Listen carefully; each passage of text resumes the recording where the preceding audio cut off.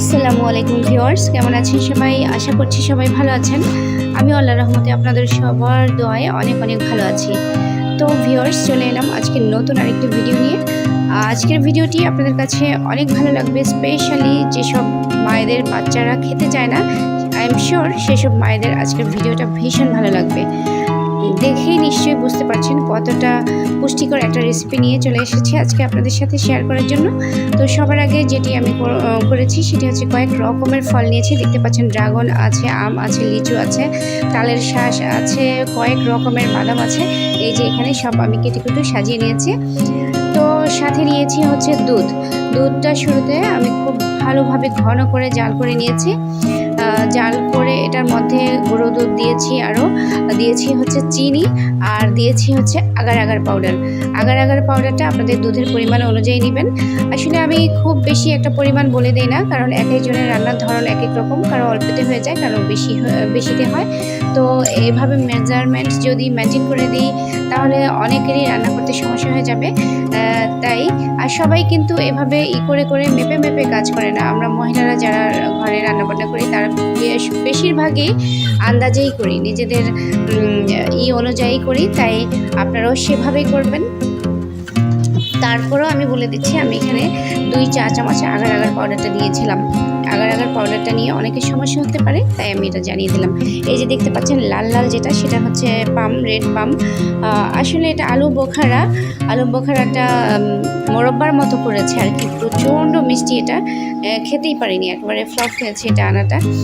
আর হচ্ছে নিয়েছি কাজু বাদাম, নিয়েছি আমন্ড, পেস্তা আর আখরোট, এরকম কয়েক রকমের বাদাম নিয়েছি। আর দেখতেই পাচ্ছেন এই যে আমি আগার আগার পাউডারটা দিচ্ছি এখানে। আগে চিনি আর গুঁড়ো দুধ দিয়ে জাল করে নিয়েছিলাম। তো যখন অনেকটা ঘন হয়ে যাবে, যে আপনি আঙুল দিয়ে যখন নাড়া দিবেন তখন দেখা যাবে যে মাঝখানে একটা পরিষ্কার রেখা পড়ে যায়।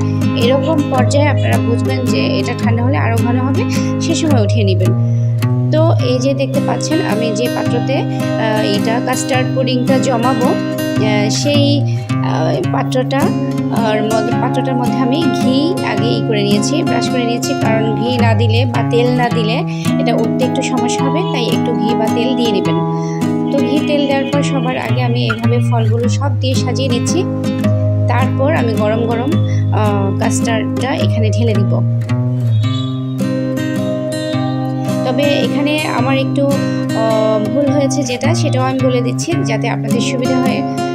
তাই সেটা হচ্ছে তালের শাঁস আর লিচু, এই দুটো জিনিস যদি আপনারা অ্যাড করতে চান অবশ্যই অনেকটা কুচি কুচি করে নেবেন।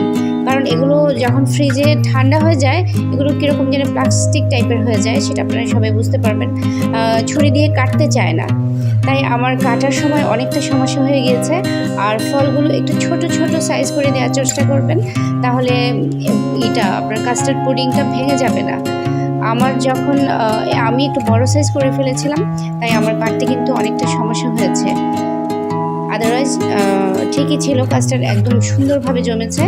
আর ফলটার জন্য একটু প্রবলেম হয়েছে, তাই আমি বলতে চাচ্ছি আপনারা বাদামটা একটু ক্রাশ করে দিবেন, ব্লেন্ডারে ব্লেন্ড করেও দিতে পারেন একটু আধা ভাঙা টাইপের করে।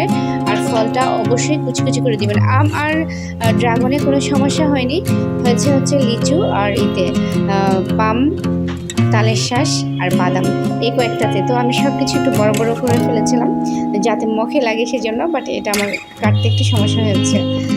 যাই হোক দর্শক, এই রেসিপিটা কতটা পুষ্টিকর সেটা নিশ্চয়ই দেখেই বুঝতে পারছেন।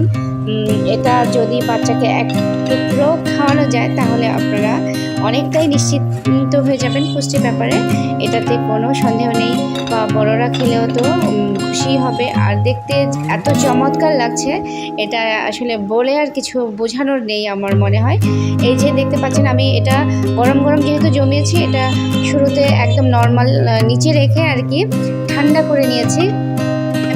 তারপর এটা ফ্রিজে রেখে দিয়েছিলাম। ফ্রিজে রেখে যখন জমে গেছে তখন আমি 4-5 ঘন্টা পর নামিয়ে কেটেছি। এই যে দেখতে পাচ্ছেন আমার কাটার সময় কিন্তু অনেকটা প্রবলেম হয়েছিল, সেটা দেখেই বোঝা যাচ্ছে। সেজন্য আপনাদের বলে দিলাম, আপনারা কাটার সময় অবশ্যই ফলটা দেওয়ার সময় অবশ্যই খেয়াল করে দেবেন কী ফল দিচ্ছেন, কোন সাইজ করে দিচ্ছেন।